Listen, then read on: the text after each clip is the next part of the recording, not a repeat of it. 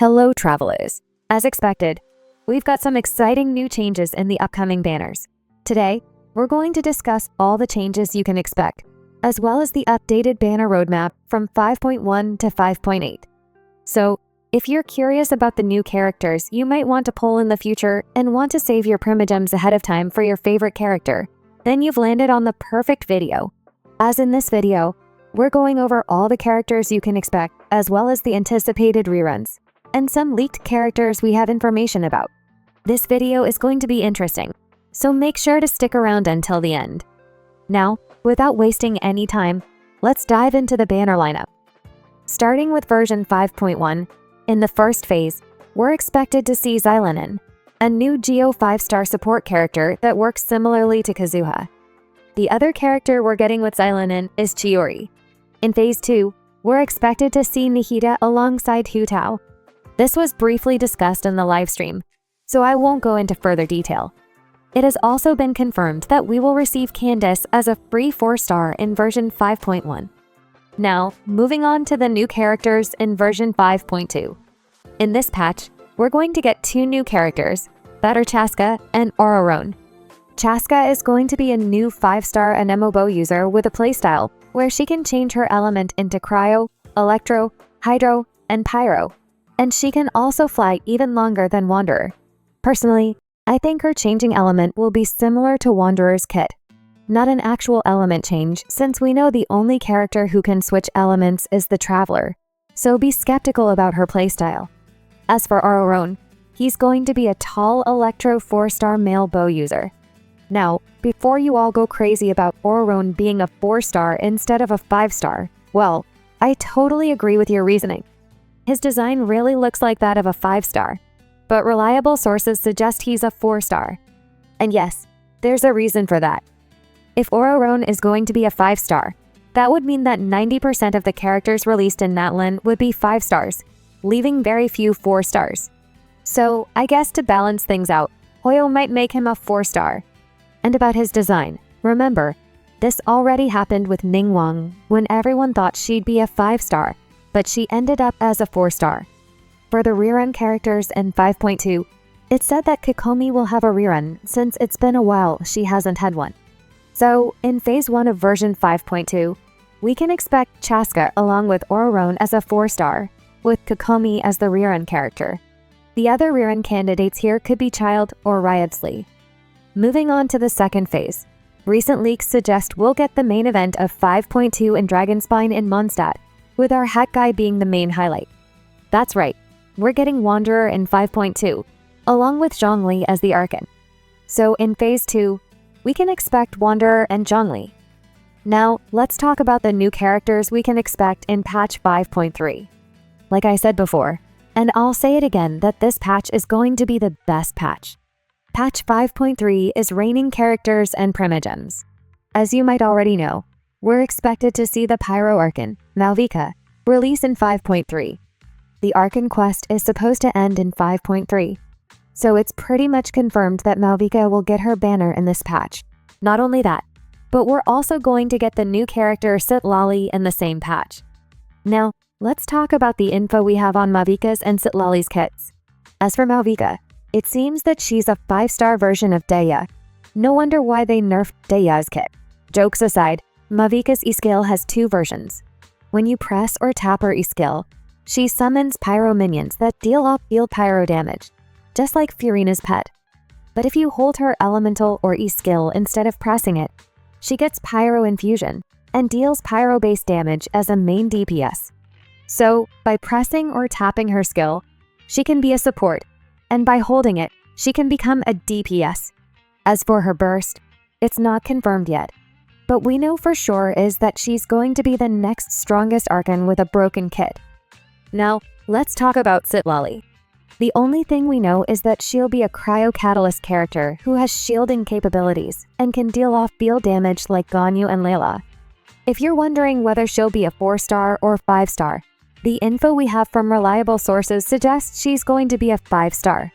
Also, recently, there was a survey held in China about their favorite character in Natlan, and to my surprise, 90% of Chinese player base voted for Citlali. And we all know how much Hoyoverse loves its Chinese community and is willing to satisfy its player base. So yeah, there's a high chance she'll be a 5-star. Now, let's discuss the potential reruns we can expect in patch 5.3. In Phase 1, we're confirmed to get Mauvika. As for the rerun candidate, it's said we'll see either Arlecchino or Nuvolet. Personally, I think Nuvolet might get his rerun here since he was confirmed to have a rerun in Natlan. As for the second phase, we can expect Sit Lolly with Wriothesley in 5.3. Now, moving on to the new characters in version 5.4. In the first phase of 5.4, we're expected to see Madame Ping, also known by her Adeptus name, Streetward Rambler, as a new playable character. As for her kit, at first it was said that she'd be a 5-star Hydropolar user, but some other sources suggest she might be an Anemo user with a playstyle based on plunging, like our little Xiao. Personally, I think it's still early, and this is highly subject to change, so be skeptical.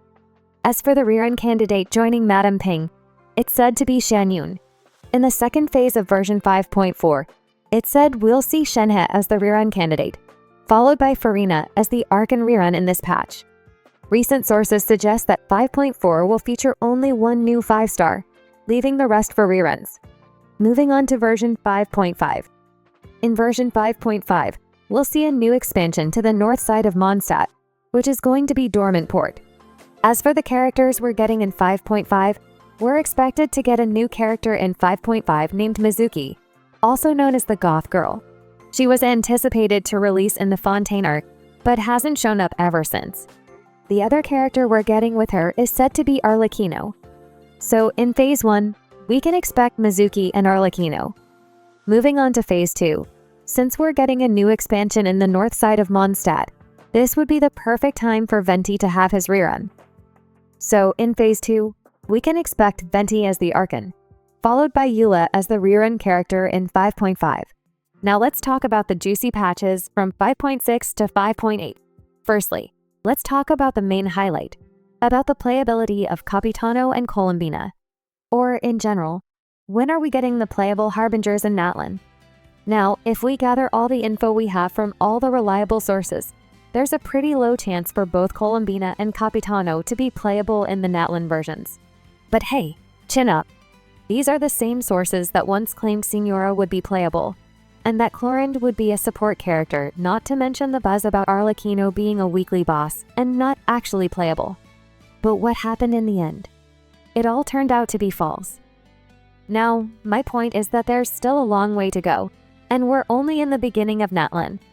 The good thing is that the hype these Harbingers have already gained will surely make at least one of them playable in the upcoming versions of Natlan.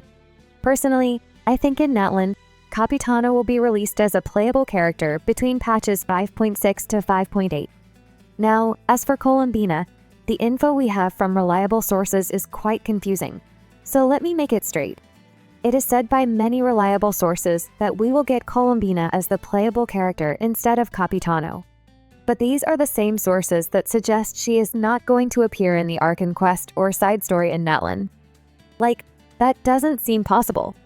How is she going to appear as a playable character without even showing up once in the main story or side story of Natlan?